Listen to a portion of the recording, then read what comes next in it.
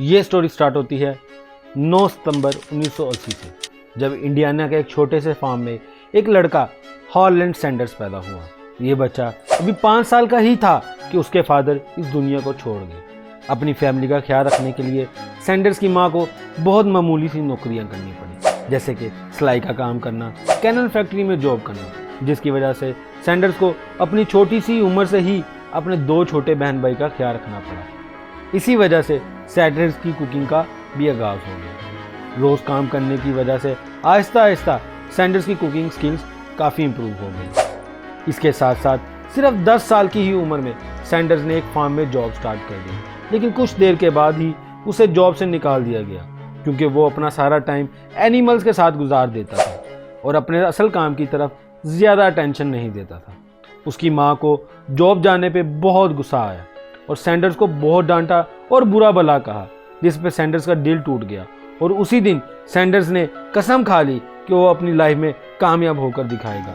खैर, इसके फौरन वही बाद सैंडर्स की ज़िंदगी और ख़राब हो गई। सैंडर्स की माँ ने दूसरी शादी कर ली। सैंडर्स का सुतेला बाप इन तीनों बहन भाई के साथ बहुत बुरा सलूक करता था। एक दिन इस बुरे सलूक से तंग आकर ये 12 साल का लड़का घर छोड़कर चला गया और एक न्यू फार्म में जॉब स्टार्ट कर दी। सुबह सूरज निकलने से पहले वो जानवरों को खाना देता, फिर स्कूल जाता और शाम को जो काम मिलता वो कर लेता। ये सैंडर्स के लिए बहुत मुश्किल था, जिसकी वजह से उसने स्कूल जाना छोड़ दिया। इसके बाद सैंडर्स ने बहुत सारी जॉब्स की, जैसे कि street car conductor, insurance salesman, tyre salesman, steam boat operator, midwife, secretary और कैरेज पेंटर। उसने 15 साल की उम्र में आर्मी को सोल्जर के तौर पे भी ज्वाइन किया, लेकिन कम उम्र की वजह से उसे 6 महीने के बाद ही वहाँ से भी निकाल दिया गया। जब उसकी उम्र 18 साल की हुई, सैंडर्स ने शादी कर ली और उसके 3 बच्चे भी हो गए।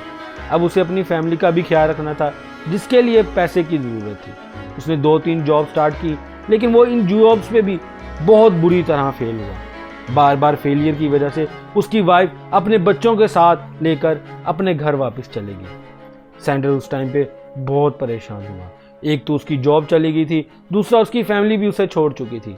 इस परेशानी में सैंडर्स ने अपने बच्चों को किडनैप करने का प्लान किया, लेकिन आखिरी लम्हे पे उसने ये प्लान कैंसिल कर दिया और अपने ससुर से बात की और उन्हें समझाकर अपनी फैमिली को वापस घर ले आया।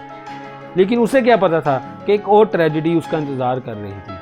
1947 में उनका एक बेटा, जिसकी उम्र अभी सिर्फ 20 साल ही थी, मर गया। सैंडर्स ने अपनी वाइफ को डिवोर्स दे दी और वाइफ से सेपरेट हो गया। हॉलैंड सैंडर्स की आधी जिंदगी सिर्फ फेलियर और दुखों से ही भरी हुई थी, लेकिन एक ऐसी चीज उसका इंतजार कर रही थी जो उसकी लाइफ चेंज करने वाली थी।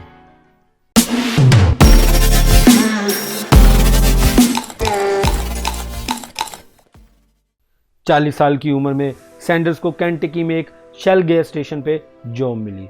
कुछ एक्स्ट्रा पैसे बनाने के लिए सैंडर्स ने गैस स्टेशन के कस्टमर के लिए खाना बनाना शुरू कर दिया, जिसमें बिस्किट्स और स्टिक्स वगैरह शामिल थी।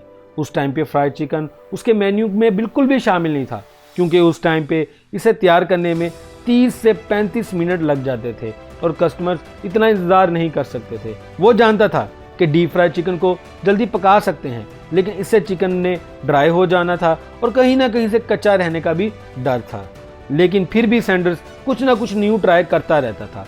उस टाइम पे प्रेशर कुकर बहुत पॉपुलर हो रहा था। ज़्यादातर लोग प्रेशर कुकर को वेजिटेबल्स और सैलड के लिए इस्तेमाल करते थे। सैंडर ने सोचा क्यों ना इसे चिकन के लिए ट्राई किया जाए।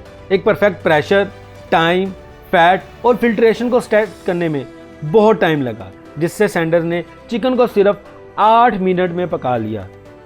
चिकन के टेस्ट को कायम रखने और टेस्ट को इन्हेंस करने के लिए सैंडर्स ने 11 मसालों के मिक्सचर से एक सीक्रेट मसाला तैयार किया, जो कि चिकन को लगाया जाता था। जल्द ही ये चिकन सैंडर्स के रेस्टोरेंट में सबसे ज़्यादा सेल होने वाली प्रोडक्ट बन गई। जो कोई भी वहाँ से ट्रैवल करता वो चिकन ज़रूर खा के जाता। अपनी सेल्स को इंक्रीज़ करने के लिए सैंडर्स ने लोकल एरिया में भी काफ़ी एड्स यूज़ की, जो कि बहुत अच्छी मार्केटिंग कैंपेन साबित हुई। गैस स्टेशन की सेल ग्रो करती ही जा रही थी। स्पेशली फ्राइड चिकन की सेल बहुत बढ़ी और यह चिकन उस एरिया में बहुत पॉपुलर हुआ। सैंडर्स उस टाइम पे अपने चिकन की वजह से इतना पॉपुलर हो गया कि केंटकी के गवर्नर ने उन्हें ऑनररी कर्नल का खिताब दे दिया और उन्हें कर्नल सैंडर्स कहा जाने लगा। अब सैंडर्स की डिमांड के लिहाज से सैंडर्स को यह रेस्टोरेंट छोटा लगने लगा था, जिसकी वजह से उसे और रेस्टोरेंट्स ओपन करने ही थे कि आगे बैड लक उसका इंतज़ार कर रही थी।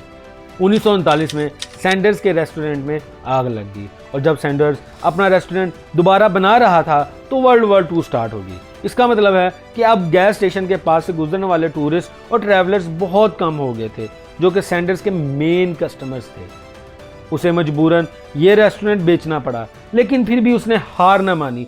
जब वार एंड हुई, सैंडर्स ने एक और रेस्टोरेंट स्टार्ट किया जो कि 1950s तक काफ़ी सक्सेसफुल रहा। लेकिन फिर एक बुरी खबर ये आई कि केंटकी में एक न्यू बाइज पास बिल्ट हुआ जो कि सैंडर्स के रेस्टोरेंट की लोकेशन से बहुत दूर था। अब ज़्यादातर ट्रैवलर्स वहीं से गुजरने लगे और इसके रेस्टोरेंट की सेल नीचे जाने लगी। आखिरकार सैंडर्स को अपना ये रेस्टोरेंट भी बेचना पड़ा। अब वो 65 साल की उम्र को पहुंच चुका था। अब ना तो उसके पास कोई बिजनेस था और ना ही कोई खास इनकम थी। अगर कुछ बचा था तो वो $105 का चेक जो उसे हर महीने सोशल सिक्योरिटी की तरफ से मिलता था। लेकिन सैंडर्स बहुत कमिटेड और मेहनती इंसान था। उसने फारिग बैठना नहीं सीखा था। यही वजह है कि अपनी रिटायरमेंट एज पर भी पहुंचकर कर्नल सैंडर्स अभी अपनी बहुत बड़ी जर्नी का स्टार्ट ही कर रहा था और उसे भी नहीं पता था कि वो इस मेज में अपनी लाइफ की सबसे बड़ी कामयाबी हासिल करने वाला है।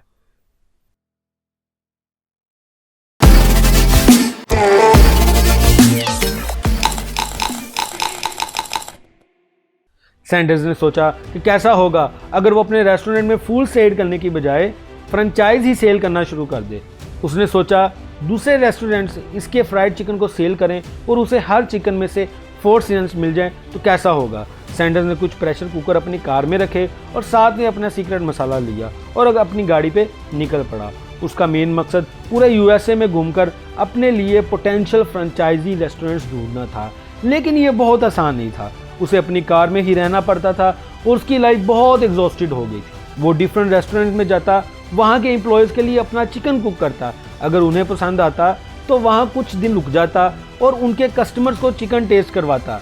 वो ये उम्मीद करता था कि जब कस्टमर्स को ये पसंद आएगा तो ये रेस्टोरेंट सैंडर्स का फ्रेंचाइजी बन जाएगा। लेकिन ये इतना आसान ना था। सैंडर्स को रिजेक्शन के बाद रिजेक्शन आती रही।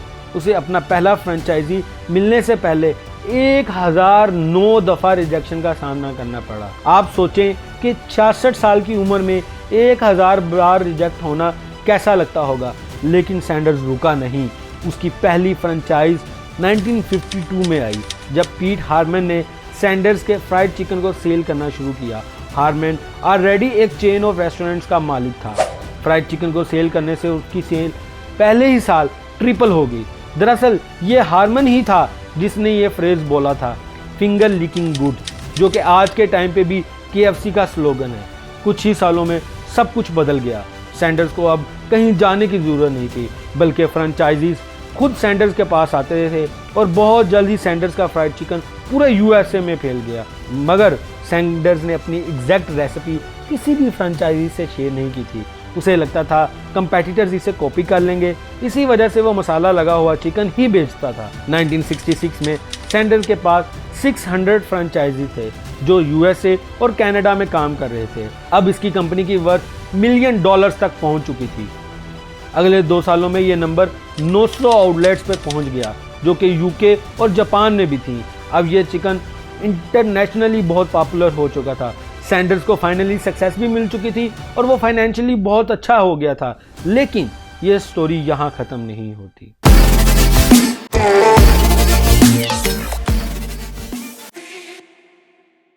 KFC बढ़ता ही जा रहा था कि एक दिन कुछ एंटरप्रेन्योर एंड इन्वेस्टर्स की टीम सैंडर्स के पास आई, जिसे एक 29 साल का लड़का जॉन ब्राउन लीड कर रहा था। जॉन ब्राउन ने सैंडर्स को उसका बिजनेस बाय करने की ऑफर दी। जॉन बहुत हैरान हुआ जब उसे पता चला कि सैंडर्स की कोई सेल टीम ही नहीं थी। सैंडर्स सिर्फ इस बात पर रिलाय करता था कि रेस्टोरेंट्स ओनर इसके पास आएं और इसकी फ्रेंचाइज बाय करें। जॉन ने अपने इन्वेस्टर्स को यकीन दिलाया कि अगर वो स्पेशल टीम हायर करे तो बिजनेस बहुत ग्रो करेगा। जब उन्होंने सैंडर्स को बिजनेस खरीदने की ऑफर की तो सैंडर्स ने फौरन मना कर दिया।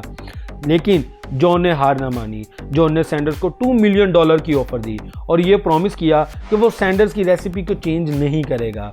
उसने ये भी कहा कि सैंडर्स उनके साथ as a adviser and business ambassador के तौर पे काम करता रहेगा, क्योंकि वो सोचता था कि सैंडर्स का फेस कंपनी के लिए एक बहुत अच्छी मार्केटिंग एंड ब्रांडिंग टेक्निक हो सकती है। 1964 में सैंडर्स ने अपना बिजनेस सेल कर दिया। इस टाइम उसकी उम्र 73 थी और इस डिसीजन ने सैंडर्स को अपनी लाइफ को एंजॉय करने का टाइम दे दिया। जैसे ही उसने KFC सेल की वो मिलियनेयर बन गया, लेकिन वो KFC से कभी भी अलहदा ना हुआ और हमेशा उसका हिस्सा ही रहा। वो मार्केटिंग कंपेन्स में आता और पूरी दुनिया में KFC की प्रमोशन के लिए ट्रैवल भी करता था।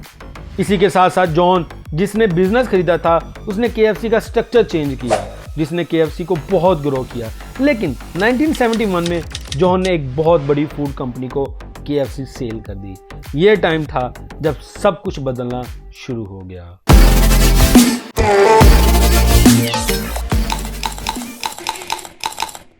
KFC के नए मालिक जॉन से बहुत डिफरेंट थे।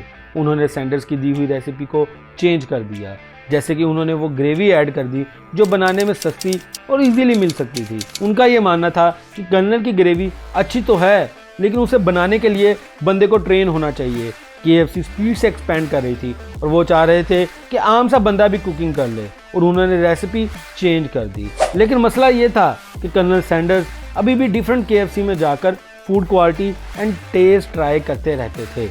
एक दिन कर्नल ने न्यू रेसिपी ट्राई की तो उसे ना तो चिकन पसंद आया और ना ही ग्रेवी। उसने चिकन और ग्रेवी पे काफ़ी हार्श कमेंट्स दिए।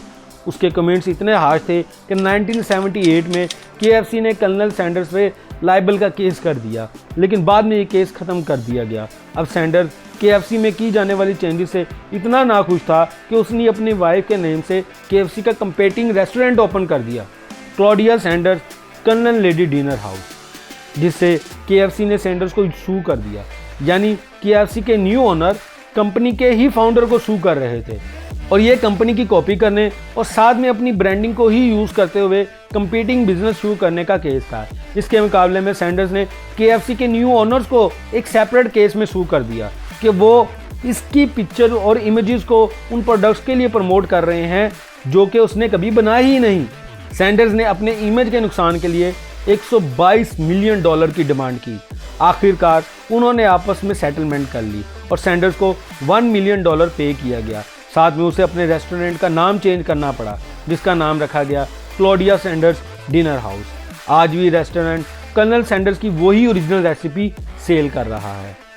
कर्नल सैंडर्स 1980 में 90 साल की उम्र में वफात पा गए, लेकिन इस स्टोरी से हमें ये सबक ज़रूर मिलता है कि सैंडर्स एक बहुत अच्छा फाइटर था। वो अपने मरने से 1 महीने पहले तक काम कर रहा था। उसे फारिग बैठने और रिटायर होने में कोई इंटरेस्ट नहीं था। आज के टाइम पे दुनिया में 2500 से ज़्यादा KFC की आउटलेट्स हैं और ये सब एक ऐसे बंदे ने शुरू किया था जो कि एक गैस स्टेशन पे चिकन बनाता था।